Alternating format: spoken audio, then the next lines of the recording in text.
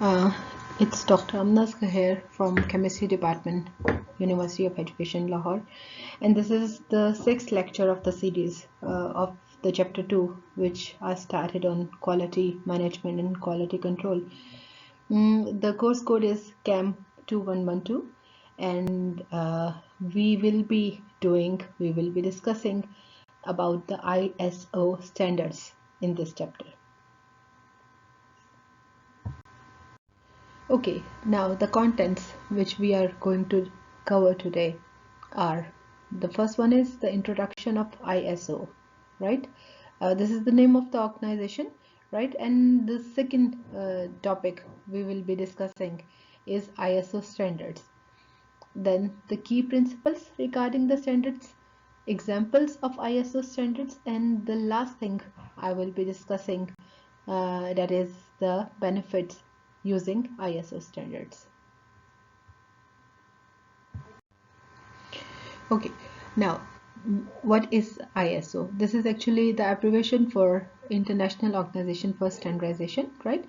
And this is an independent non-government international organization, and it has membership of almost 164 national standard bodies which are working on the development and establishment of theories and details and committees regarding the standards, right? Okay, so through its members it brings together experts to share knowledge and develop voluntarily conscious based market relevant international standards that support innovation and provide solutions to the global challenges. Now the global challenges can be of many types. I mean, it can be regarding the health, it can be regarding environment, it can be regarding the energy issues, can be regarding anything. It covers a lot about the things happening around us. Key principles. Key principles regarding the ISO standard development. Standard development process is a whole complete process. So what are the principles which are governing the development of the standards? Okay, so the first is the response to a need in the market. We can simply say or easily say that this is the response to a need in the society, not the market. But yes, it can be called market as well.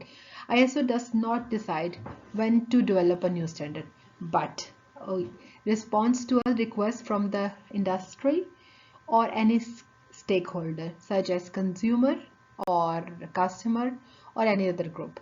Typically, an industry sector or group communicates the need for a standard to its national member who then contacts the ISO, and then ISO members, the committees, start working on it and develop the principle regarding the standards.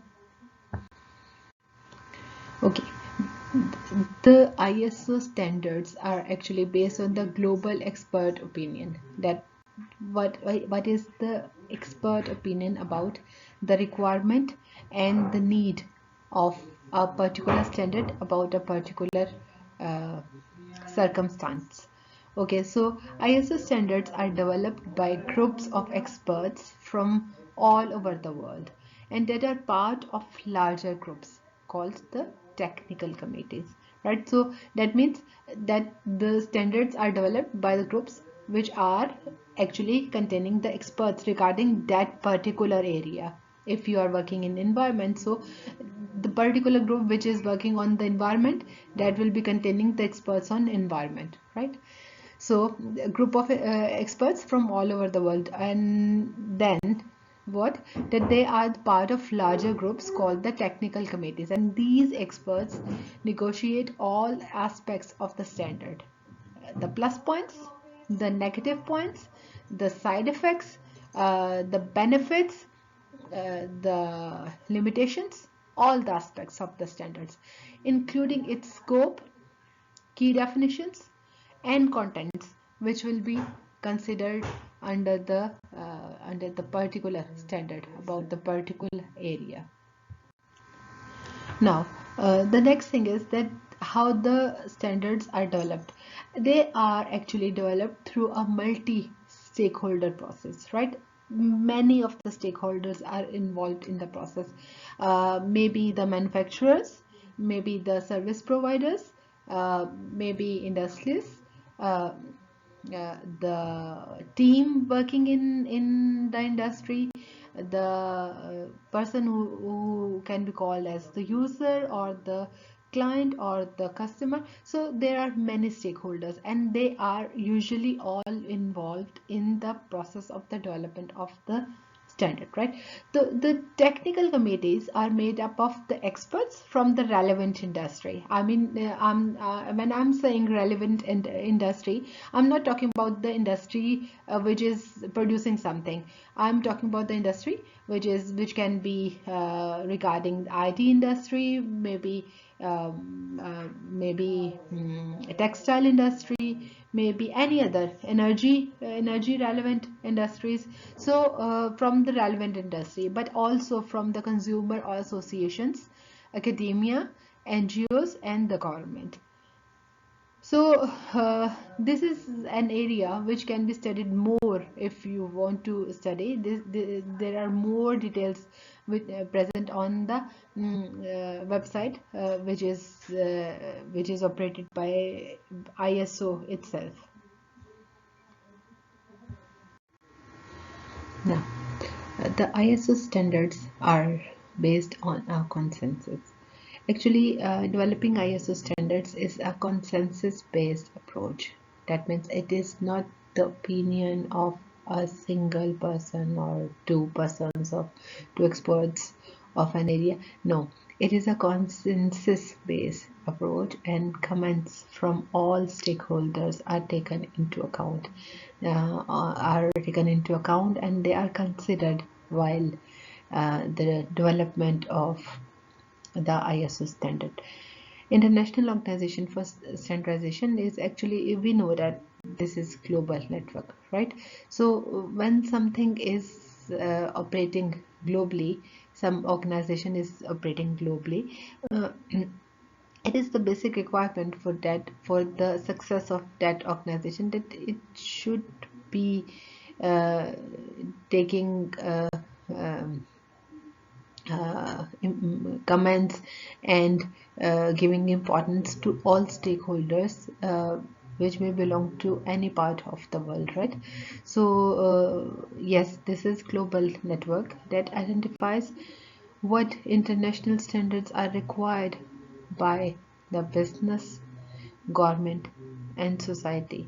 So develops them in partnership with the sectors. That means sectors uh, and all stakeholders that will put them to use. Adopts them by transparent procedures based on the national input and delivers them. Okay, just for your information, the headquarter of the ISO is actually in the Switzerland, and uh, but excuse me, but the offices of ISO uh, are present all over the world, right? Okay, now the next point which is important with reference to the ISO standards is that it is actually internationally agreed upon by the experts from all over the world, right? So ISO standards are internationally agreed upon by the experts. It could be about making a product, managing a process, delivering a service, or supplying the materials. It can be anything. So standards cover a huge range of activities. Standards are the distilled wisdom of people with expertise in their subject matter and who know the needs of the organization they represent, or the needs of the organization they are delivering to. So the people such as manufacturers, sellers, buyers, customers, trade associations, users, or regulators, uh, they are all catered while uh, while developing the standards. Examples of ISO standards.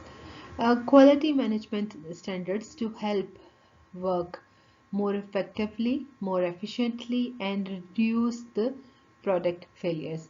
Right? So, quality management standards are there to help more effectively.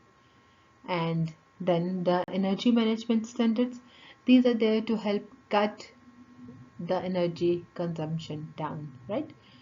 Environmental management standards, these are to help reducing the environmental impacts, the bad environmental impacts on the human beings and on the earth, reduce waste and be more sustainable. These are very important targets on which the environmental management standards are working on, right? Food safety standards. These are to help prevent food from being contaminated. This is again very important, especially in the case of developing countries. The developing countries are facing this problem at a very large scale, that the human beings and the living beings consuming food in the developing countries, the food is contaminated. So the food safety standards are working on this particular area to make the food safe from being contaminated. IT security standards, these are to help keep sensitive information secure, right? um, Health and safety standards.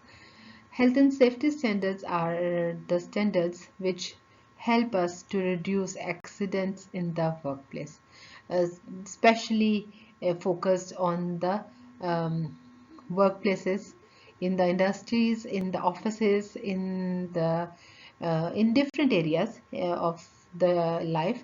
But this particular type of standards, these are meant to reduce the accidents and the mishaps in the work areas, workplaces.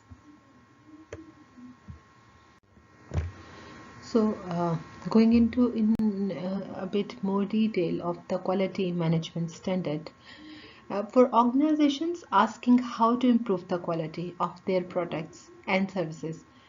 So, the ISO standard for quality management is actually focusing all those organizations, and definitely it consistently meet the customer's expectation. I mean, when an organization or a firm or a factory or any workplace is following the rules given by the quality management standard, then in that case, that that organization is consistently meeting the customer's expectation. This is an ideal case, right? So ISO has an answer to this quality management uh, issue, addressing various aspects of quality management and containing some of the ISO's best known standards. There are the ISO 9000 family. ISO 9000 family is all about the quality management standards. We have 9000, ISO 9001, and etc. These all are connected and concerned with the quality management in the organizations of maybe bigger level or small level. But if the organization is following these standards, yes, they are always hopefully meeting the customers' requirements and expectations and fulfilling the quality.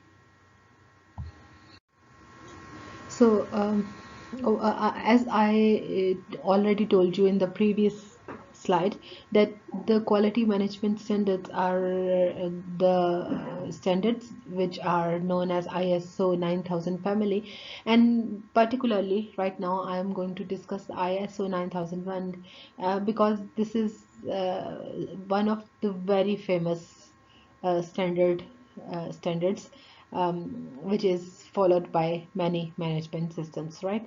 So ISO 9001 sets out the criteria for a quality management system and is the only standard in the family that can be certified to, although this is not a requirement कि ये certified हो, but still it can be certified, right? If somebody is asking for a certificate, yes, the certificate can be given.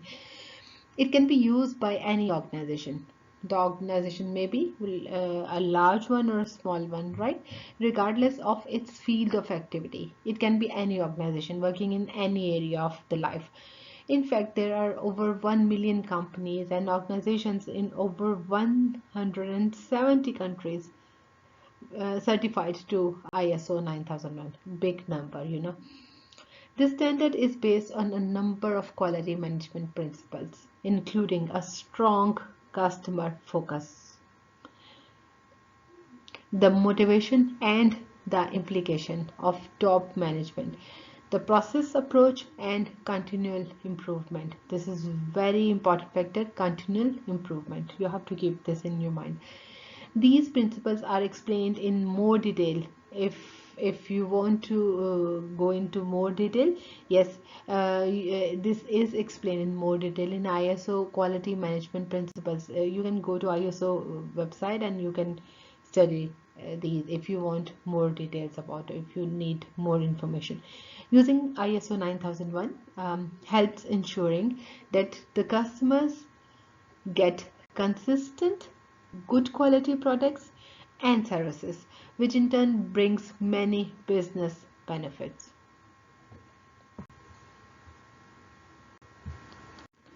The next one is energy management standards. This ISO standard provides a practical way to improve the energy use through the development of an energy management system, ENMS.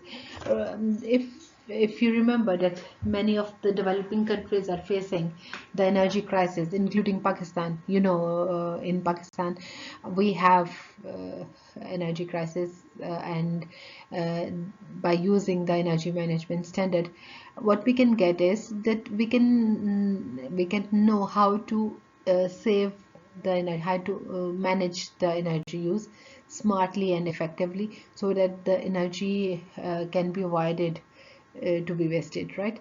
So the new ISO 50001 standard for the energy management system can help safeguard our future by making a positive difference in the here and now. That means if you are following the ISO 50001 standard, this is a perfect system of energy management, and yes, this can help in saving the energy for our future, and this can make a positive difference. Whenever you will start using this standard, it will start giving you benefit, the positive difference right away after the start of use of this standard, right?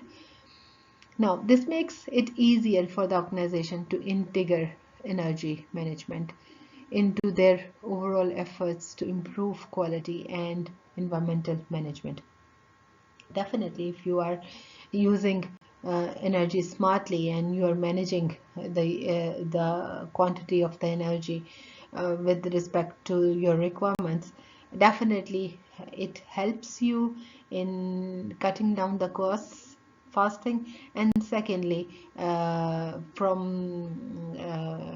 managing energy, you can avoid any kind of emergency situation, which you have seen that many times we have to face when there is an electricity failure and we are just sitting and waiting for that, how to do the work now, how to do directions now, how to do any process now.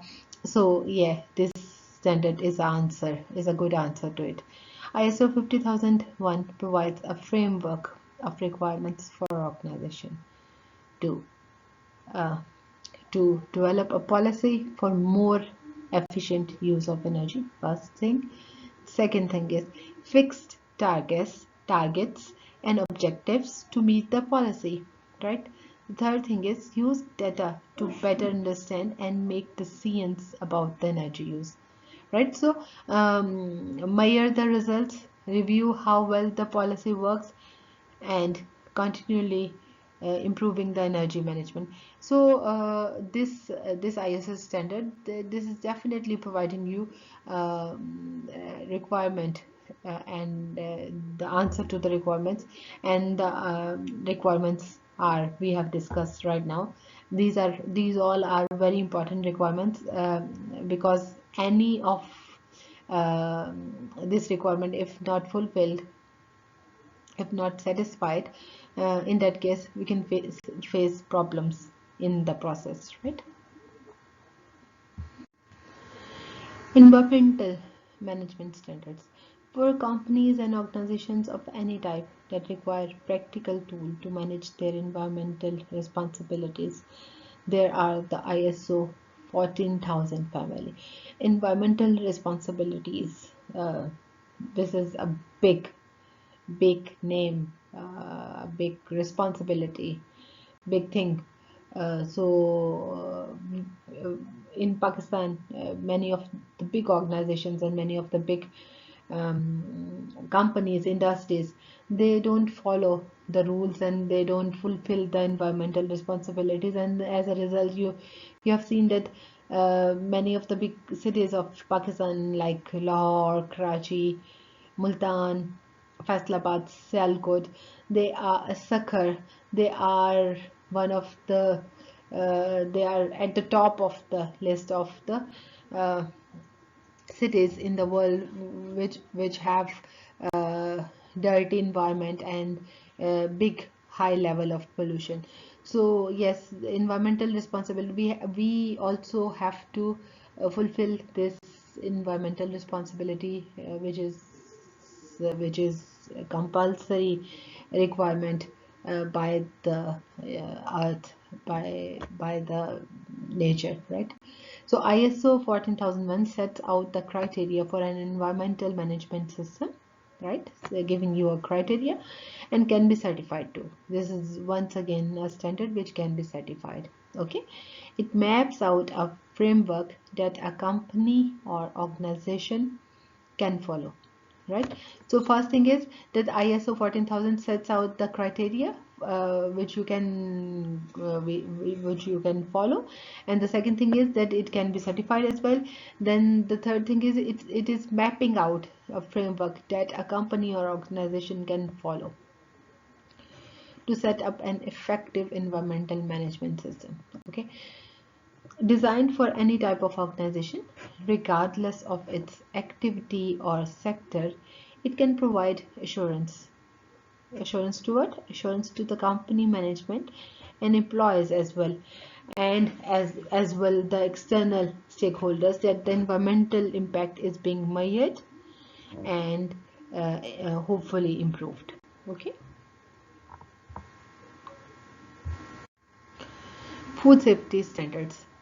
Whatever the size of food producer is, the level of the producer is, or whatsoever the product is, food product is, all food producers have a responsibility to manage the safety of their products, and plus the well-being of their consumers, right? So this is a big responsibilities on the food producers, that they are supposed to work, not only produce the food, but they have to work for making the food safe from the contamination and from bacteria and viruses, etc., etc.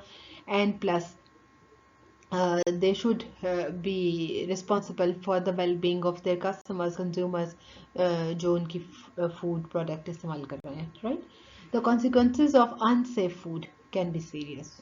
Yes, it can cause food poisoning, and which can result into anything. ISO's food safety management standards help organizations to identify and control food safety hazards, right? First of all, identifying the food safety hazards and then controlling the food safety hazards at the same time as working together with other ISO management standards such as ISO 9001, that is the quality management standard, right? If you remember. Applicable to all types of producers, ISO 22000 provides a layer of reassurance within the global food supply chain, helping products cross borders and bringing people food that they can trust, right?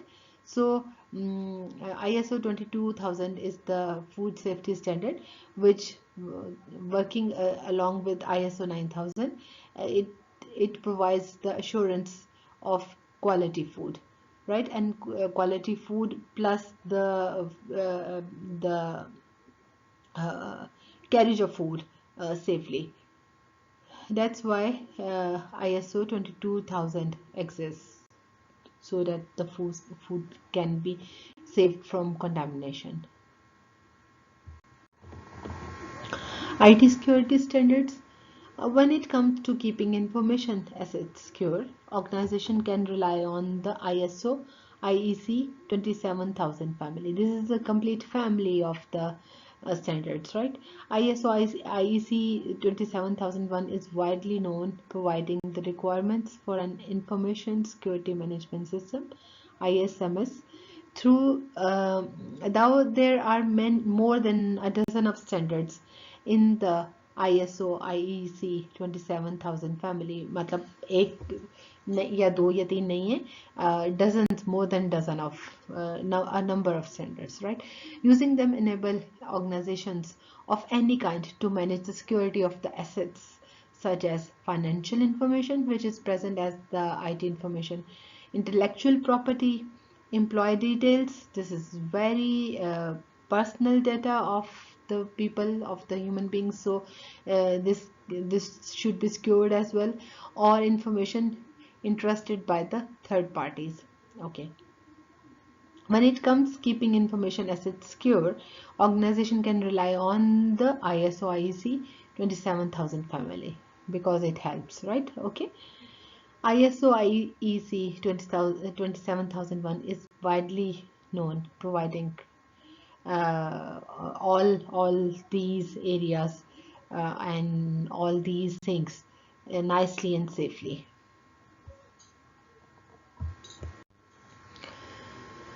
Next is health and safety standards.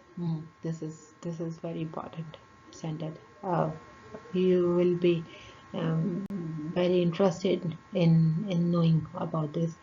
For organizations that are serious about improving the employee safety, reducing workplace risks, accidents, and creating better safe working conditions, all those organizations are very interested in the ISO standards for the health and safety, right?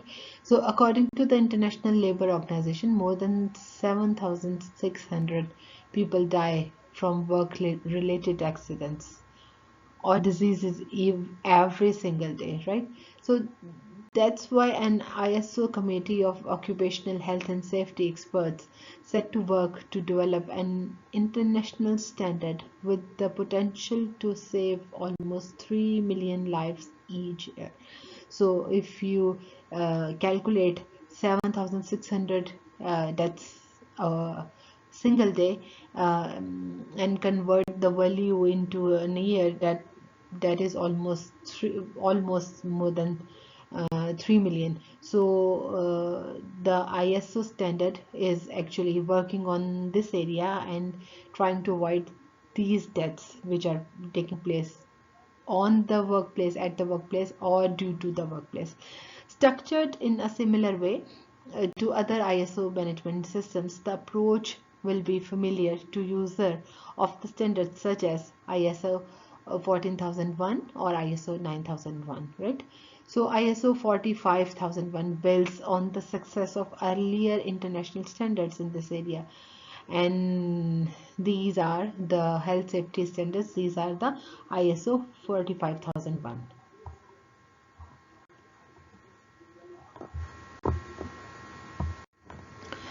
Just naming some of the other popular standards given by the ISO. The one is ISO 8601 date and time format. ISO 8601 is the internationally accepted way to represent the dates and times. The other one is ISO 13485. This is all about the medical devices. So managing the quality throughout the life cycle of a medical device, that is possible with the help of ISO 13485. The next is ISO 31000 risk management. Manage the risk uh, that could disturb or destroy the company's performance, and the ISO standard regarding this is the ISO 31000.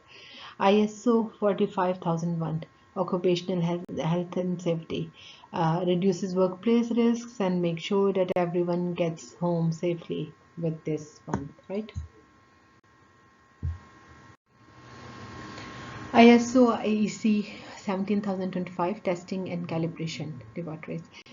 This standard is all about testing and calibrating the laboratories, and this is actually uh, very concerned about the laboratory management methods, right? ISO 5001 energy management, we have discussed this, that this is standard for helping the organization managing their energy performances. What are the benefits using ISO standards? ISO was founded with the idea of answering a fundamental question. What is the best way of doing this? Whatsoever you are doing, what is the best way of doing this? So ISO answers this, right? It started with the obvious things like weights and measures, and over the last 50 years has developed into a family of standards that cover everything from the shoes we stand in to the Wi-Fi networks that connects us invisibly to each other, right? So ISO standards covering almost each and everything which is important for us, for our lives. Addressing all these and more, international standards mean that consumer can have confidence. This is very important. If your consumer has confidence on you, that their products are safe, the products they are using are safe, reliable, and of good quality. ISO standards on road safety, toy safety, and even secure medical packaging are just a few of those standards that help make the world a safer place. Okay, regulators and government count on ISO standards to help develop better regulations, knowing they have a sound basis, and this helps uh, in the improvement, in the betterment of human beings, and this is by the involvement of the globally established experts. To find out more about how ISO 23147 standards touch almost all aspects of daily life and work for business large and small, you can see, or we can see, the standards in action of ISO.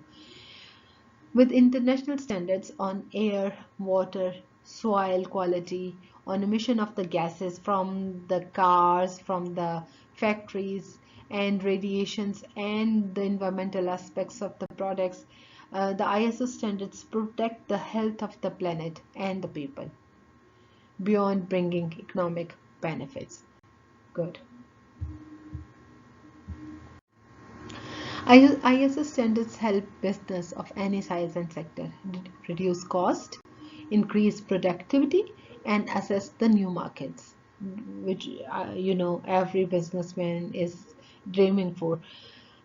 Consistent, transparent, targeted. ISO standards provide a strong basis for the development of national and international regulation, helping save time. Time is money, helping save time and reduce barriers to international trade. ISO spread the benefits of ISO standards as broadly as possible by improving and involving consumers in the standards development work through the committees on the consumer policy by the consent of the consumers, which actually makes the consumers happy. Now, there is an important question which can come in your minds, that can we get involved in the developing of the standards, ISO standards? The answer is almost yes. Not completely yes, but yes, almost yes. Actually, ISO standards are created by the people who use them. I mean, who use the standards, right? So whether you are a consumer or you are in a business, you can be part of the next generation of the standards. This is possible. Okay, now taking part can give you early access to the industry information, and it can give your company a voice in the development of the standards and help to keep market access open for you. That means if you are involved in the ISO standards, that would be better for your company and for the betterment of the business of the company, right? So it would be good if you are involved in the ISO standards. So we were discussing that if we are the part of developing of the standards, how this is possible, and what can be the root of this, and what can be the benefits of this, right? So going again to our basic point, we have to keep this in our minds, that one of the strengths of ISO standards is that they are created by the people that need them. I mean, the people who need the standards, they are actually ISO is more interested in catering all those people and then developing the standards, right? So industry experts derive all aspects of the standard development process, from deciding whether a new standard is required, is needed, to defining all the technical contents, right from the start almost to the end. The experts, the industry experts of that area, they are involved in the process. Okay, so getting involved in this process can bring significant advantages to your business. For example, by giving early access to the information. Now if you are involved, definitely you are going to get the information earlier than the market, right? So giving earlier access to the information that could shape the market in the future, and you are getting the information in right start of the process, right? So giving your company a voice in the development of the standards, helping to keep market access open. Getting involved in the standard development, bring your concerns and needs to bear on a process that will affect you in the future, right? So if you are involved in the standard development, definitely you can raise your voice. You can tell the committee, the technical committee, what are your concerns, what are your needs, what your customer is demanding from you. So all these things are important for you, so you can tell the committee that these are the points which are important for us, and these should be catered while development of the standards. So this will give you a golden opportunity to solve even your own issues as a company, as an organization.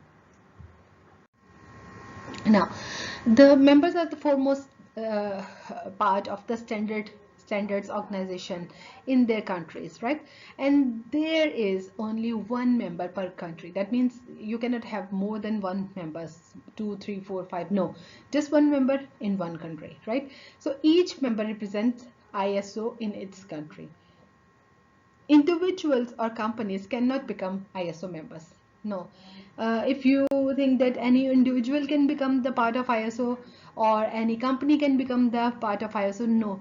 They're always the national bodies which are recommended by the governments, and they become the member of the ISO, and then they have the authority to do the process regarding the ISO standards in the country, right? So individuals and companies cannot become ISO members, but yes, there are ways that individuals and companies can take part in the standardization work. For example, um, the first thing is, if you want to get the information about that, who's the member of ISO from Pakistan, there is a complete list of the members given in the information site of the ISO at their website. You can go and you can check it out, that who's the member of ISO from America, from Pakistan, from Bangladesh, etc., etc. Right? You can get each and every detail from there. We have three categories for the members in the ISO. Each enjoy a different level of access and influence over the ISO system. Okay, now actually, when you are saying that the national bodies member of ISO, actually this helps the whole community to be inclusive, while also recognizing the different needs and capacities of each national standard body. Okay, three categories, right? We said that the first category is full member. Now, what do you mean by full member? Full members are actually the members which can influence the ISO standard development and strategy process by participating and voting in the ISO technical and policy meetings, right? The full members are sitting over there in the meetings, in the technical meetings, in the policy making meetings, and they can vote and they can suggest, they can participate in the whole process. Full members can sell and adopt the ISO standards and in their country, right, nationally. The second category is the correspondent members, and the correspondent members observe the development of ISO standards and strategies, right? They can observe, that means they are there in the meeting and they can observe the process by attending the ISO technical and the policy meeting as observer, right? But they cannot vote, they cannot take part as a voter or as a suggester in the meeting. Corresponding members, but yes, they have the authority, they can sell and adopt the ISO standards over there in their country, right? The last category is the subscriber member, and these are actually up to date on the ISO work, but they cannot participate in the meetings. They are not there in the meeting, but yes, after the meeting they will be informed immediately about all the process of the meeting, right? Okay.